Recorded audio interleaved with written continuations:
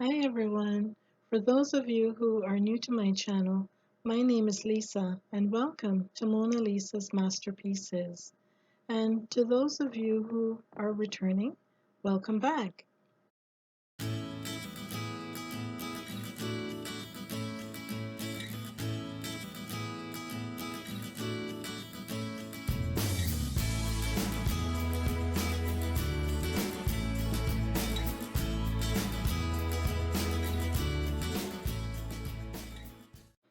One of the first things I remember as a child was being taught by my dad how to paint.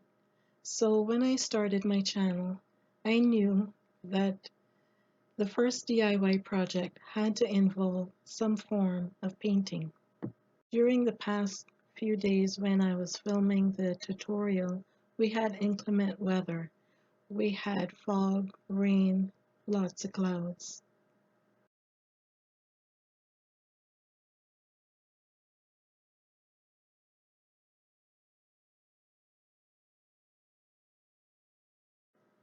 So without any sunlight, the video quality of the tutorial is a bit grainy. Anyway, I think you'll be able to make sense of it. So without further ado, let's get started. For this project, you'll need a piece of board. I picked up this sign from the Dollar Tree, but if you don't have a Dollar Tree near you, you can go to your local hardware store, pick up a piece of 1x6 and ask them to cut it down to whatever size you need. You will also need some poster stickers or stencils if you don't have a Cricut machine, and you will need a small amount of wax paper. And these are optional, but you can use some self-stick bumpers or flat back beads. You will need at least 2 paintbrushes and something to mix your paint in. You will also need a sawtooth hook and permanent glue. This is E6000 glue that I got from Walmart, but you can substitute it for the Fix-All glue from the Dollar Tree. Lastly, I'll be using a variety of Waverly chalk paints. The first one is in the color white, and I have 3 shades of brown, and the first shade is called Mineral.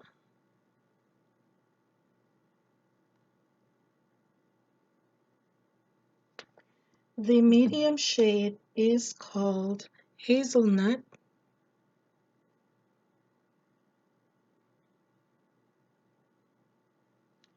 and the darker shade is called Truffle.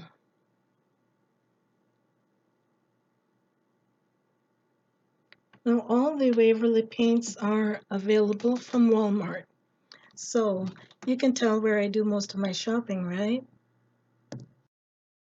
I've removed the tag from the sign and I will start painting, and I'll be using the hazelnut.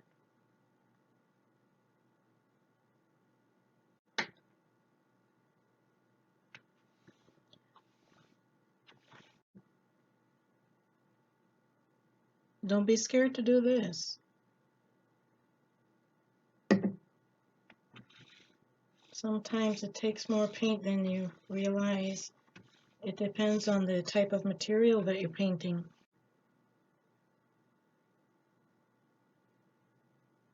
And you can see some of the darker tones in this paint as well. But that's good. That's what we want.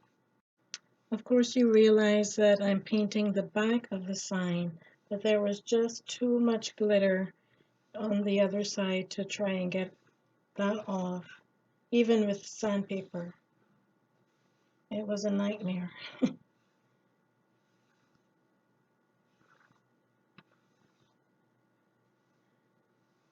So I've decided to paint the whole sign instead of just the center.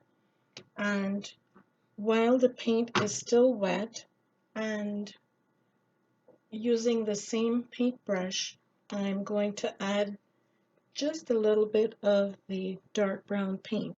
Okay, so I'm just taking my brush very lightly. I am dabbing the ends of the paintbrush into the darker brown paint.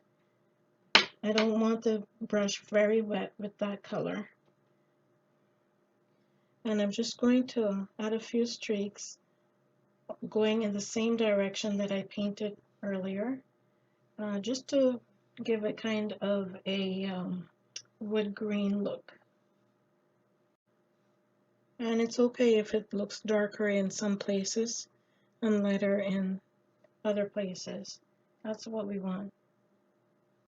I will use the lighter shade in Mineral, and I will use that same technique of dabbing the brush lightly, the tips of the brush very lightly. This method is called dry brushing. So the lighter color will make it look like it has been outdoors for a while. This will give it that rustic look that I'm going for. And again, it's okay to have it lighter in some areas, darker in some. So I'll set this aside for about 20 minutes to a half hour and let it dry. So when you are going to work on your sign, you want to make sure that you have enough letters, unless you're using stencils or a Cricut machine. But if you are using the poster stickers, you may have to pick up more than one pack of letters. So while the sign is drying, I've gone ahead and I've laid down a piece of the wax paper, which is about 12 inches by 12 inches. Doesn't matter what size. And what I will do is start laying down some of the letters. Now the wax paper is wax side up, and using this technique, it will remove some of the glue residue from the back of the letters so that they don't stick permanently, because that's not what I want for this particular project. So I'm going to spell out my word farmhouse, and I bet you all saw that coming. So I let my sign dry under the fan for about an hour, and it is completely dry. And now I will eyeball the center of this sign and try to line up the letters, trying to keep them straight and centered.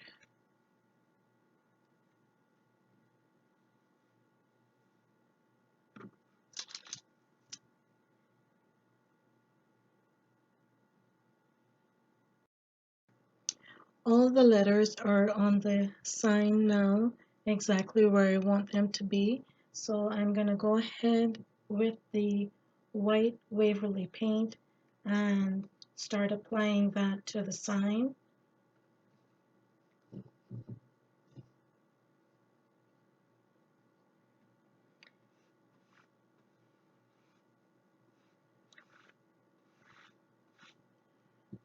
And I'm not going for perfect coverage on this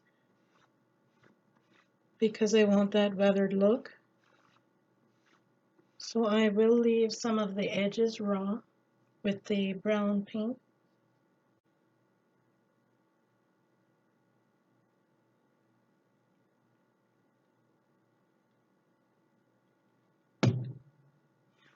And I'll be using the brushing technique on this portion, but on the letters I'll be using a dabbing motion because I don't want to get any paint under the letters.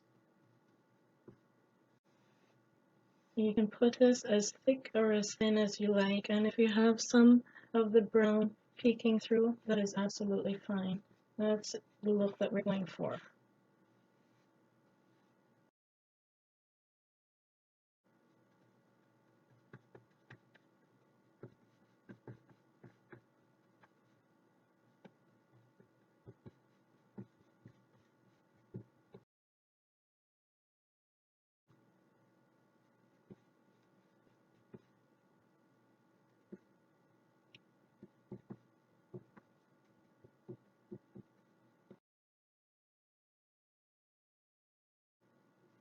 And while this paint is still wet, I'm going to come back in with my brush and just dab it with the Hazelnut, which is the medium brown, and enhance some of those edges there.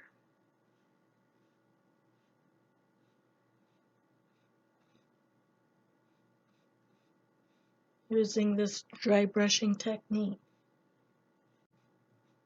Okay, so I will leave that to dry and come right back.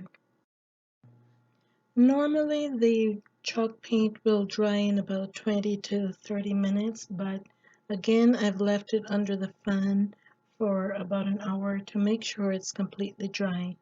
And as you can see, I was a little anxious and started peeling off some of the letters already, so it's looking very good.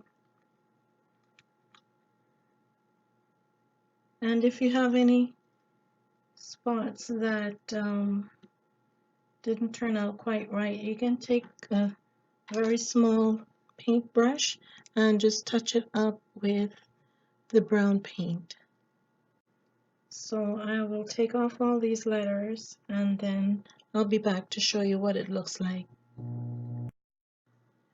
For the most part, the letters turned out exactly the way I wanted. I did have a little bleeding here and in a few other spots. I will touch up the letters with some more of the hazelnut color and then around the letters with more of the white. So I finished all the paint touch-ups and this is what it looks like. It's the exact look I'm going for. Now the next step is to hide these two holes where the ribbon with the tag was, and I will do that using the flat back pearls. Now to match those, I will put two more of the beads on the top and the bottom of this side as well. So here I'm applying the E6000 to the flat back bead, and I'll apply that right to the top corner of the sign. Now repeat the process for the other three corners. Now that the beads are attached, I will go ahead with some of the hazelnut chalk paint and add a little paint to the flat back beads to hide the color and to make them look more like rusty nails. I'm going to leave everything overnight so it can completely dry and so the E6000 can cure. So when I left you guys, I had painted all of the sign, added the flat back beads, painted those, and left it to dry. After that, I decided to lay down a piece of drawer liner to protect my work surface, and I hope it will help with the clarity of the video as well. I also decided to paint the back of the sign, which is the original front of the sign that had all the glitter. And I just wanted to cover that up because it was driving me nuts. Anyway, I did that with a thick coat, a very thick coat of the white chalk paint from Waverly. And then I added the sawtooth hook with the E6000 glue. So here is my beautiful, beautiful farmhouse sign. I just love it.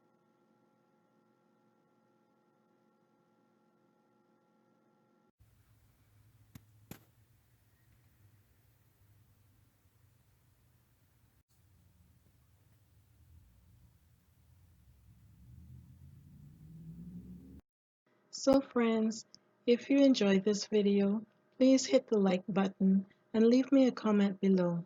Let me know what type of tutorials you'd be interested in seeing. And if you haven't subscribed yet, please consider hitting the red button below and share this video with your family and friends. Until next time, smile and create your own masterpiece today.